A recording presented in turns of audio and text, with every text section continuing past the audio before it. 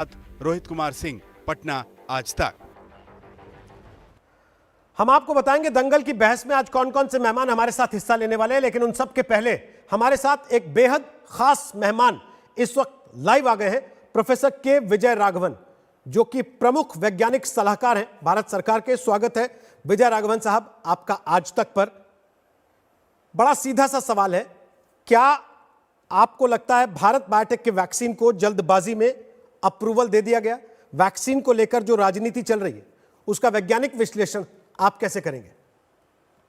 देखिए, इसमें तुलना ये बात की है कि एक साइड पे हमारी पैंडेमिक है, साथ में ये महामारी में नए स्ट्रेन्स आए हैं यूके और साउथ अफ्रीका में, जो फैलाव रोग की बढ़ा रहे हैं। फैलाव ज़्यादा जब होती है उसका मतलब ये है कि हमारा पूरा सिस्टम स्ट्रेन पे आ जाएगी। जैसे यूके में अभी देखिए फिर से लॉकडाउन आ गई और उनका पूरा नेशनल हेल्थ सिस्टम बड़ी स्ट्रेन पे है। हमने काफ़ी कम किया है पूरा फैलाव, वो लगे रखना है। अगर इसको आगे जाना है तो दूसरे साइड पे हमारे एक यंत्र है जो वैक्सीन है, जो एक कम कर सकती है। इसके लिए जितने ज़्यादा वैक्सीन हमारे हाथ में हो उतना अच्छा है। और देश में 2 वैक्सीन मैन्युफैक्चर हो रहे हैं और भी मैन्युफैक्चर होंगे, ये बहुत बढ़िया है।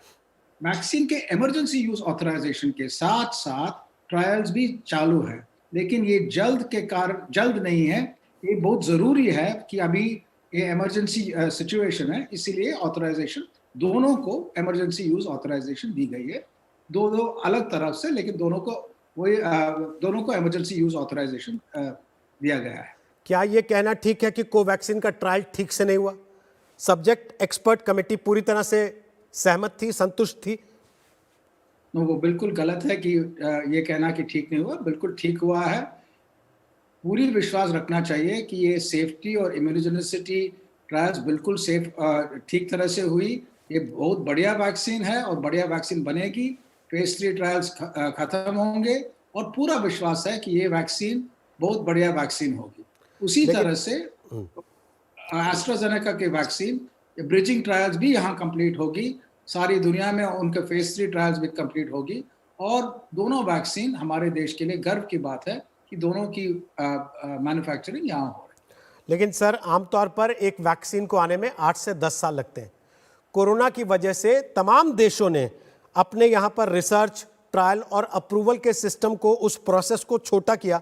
10 महीने में वैक्सीन अप्रूवल आ रहे हैं। ऐसे में क्या हर देश की वैक्सीन में रिस्क है या सिर्फ कोवैक्सीन में रिस्क है? हमें ध्यान रखना चाहिए कि हमेशा हर वैक्सीन में रिस्क और बेनिफिट वे की जाती है। दूसरी चीज़ ये है कि वैक्सीन दिए जाते हैं जिनको कोई रोग नहीं है, ज़्यादातर मतलब हेल्दी पीपल को दी जाती है, इसलिए उनका सेफ्टी रिक्वायरमेंट्स बहुत ज़्यादा है, काफ़ी हाई है। हमारे वैक्सीन जो हैं वो पूरी सेफ्टी मेजर्स को सेटिस्फाई किए हैं, जैसे कि बाकी देशों की वैक्सीन भी। तो सेफ्टी में कोई कॉम्प्रोमाइज़ नहीं हुई है, ये ध्यान में रखना चाहिए। कोई जल्दीबाजी नहीं है उसमें।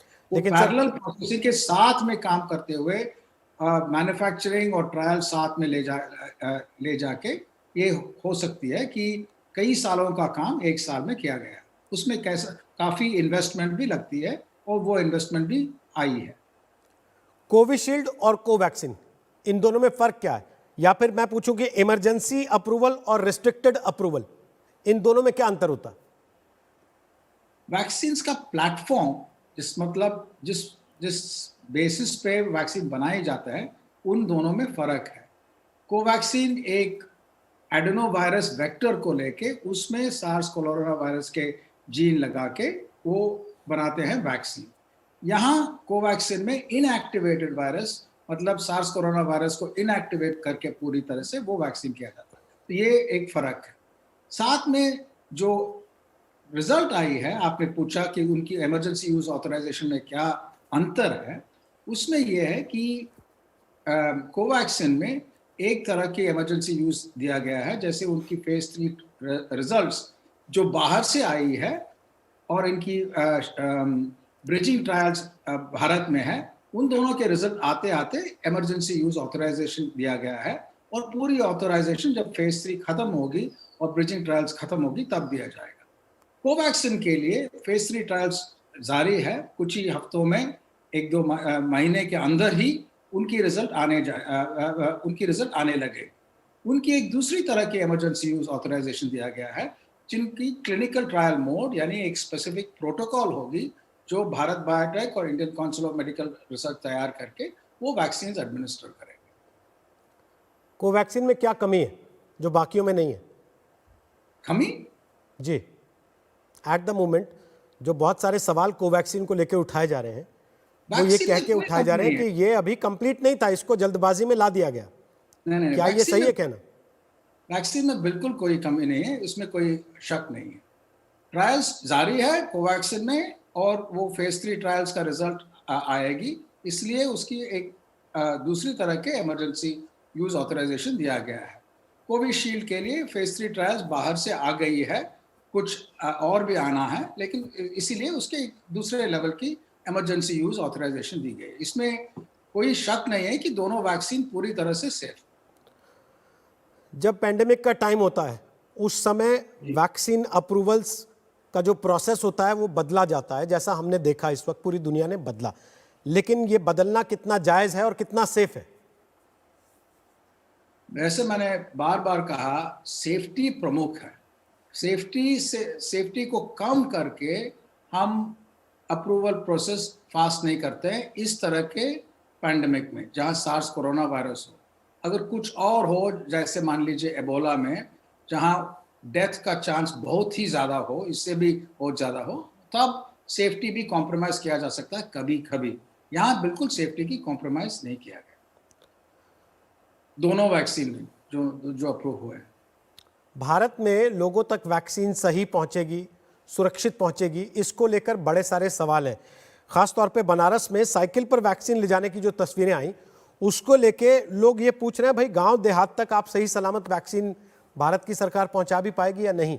इस शक को कैसे दूर करेंगे लोगों के मन में? भारत की पूरा हेल्थ सिस्टम, भारत सरकार की हेल्थ डिलीवरी सिस्टम कई सालों से वैक्सीन डिलीवर करती आई है। हमारे चाइल्डहुड इम्यूनाइजेशन प्रोग्राम में, मैटरनल इम्यूनाइजेशन प्रोग्राम में हर गांव, हर जगह, पहाड़ में हो या रेगिस्तान में हो, वैक्सीन पहुंचती है। उसमें 3 स्टेप है।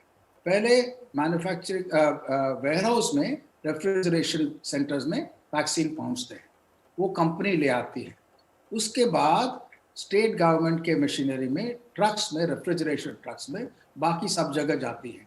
ये दोनों पावर्ड रेफ्रिजरेशन है। उसके बाद जहाँ वैक्सीन के साइट्स हैं वहाँ 2 तरह के होते हैं, जहाँ रेफ्रिजरेटर वगैरह है, नहीं तो एक पैक्ड यूनिट्स में जाती हैं, जो जिस भी